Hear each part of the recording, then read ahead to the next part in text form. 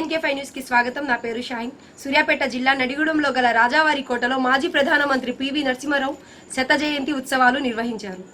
ఈ కార్యక్రమానికి ముఖ్య అతిథిగా కాంగ్రెస్ సీనియర్ నాయకుడు విహెచ్ హనుమంతరావు పాల్గొని జాతీయ జెండా ఎగురవేశారు.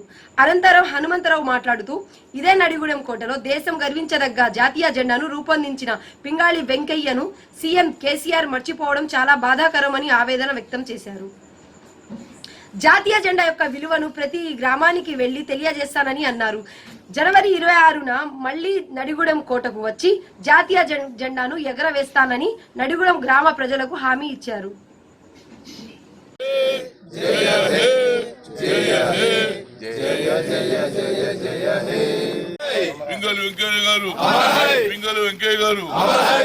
జాతీయ జెండాకు భారత్ మాతా కీ జై, భారత్ మాతా కీ జై.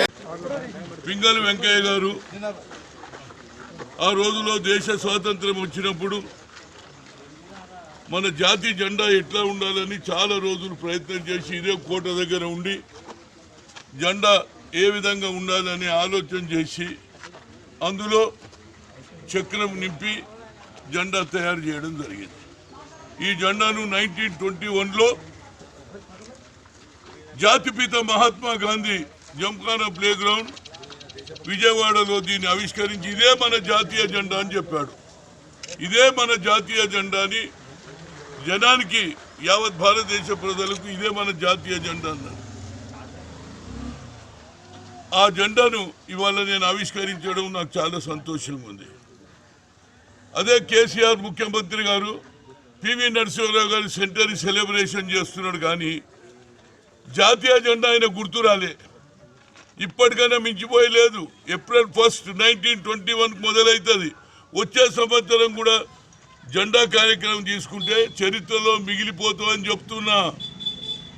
అంతేకాదు నరేంద్ర మోడీ అప్నే ఆప్కు తనకు తాను చెప్తా నేనే దేశ స్వాతంత్రం, నేనే నిజంగా కూడా దేశభక్తుని మన్ కీ బాత్ చెప్తావే.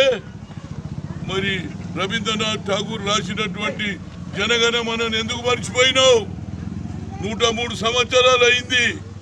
జనగణమన నీకు గుర్తురాదు, జాతీయ గీతం గుర్తురాదు, జాతీయ జెండా కనిపించదు. అదే నేను చాలా సంతోషంగా ఉన్నా. ఎందుకంటే సర్దార్ వల్లభాయ్ పటేల్ ఎంతో పెద్ద విగ్రహం నువ్వు తయారు చేసినావు. ఎందుకంటే పండిట్ జవహర్లాల్ నెహ్రూగా ఈయన కూడా ఈక్వల్ అన్నావు, మంచిదే.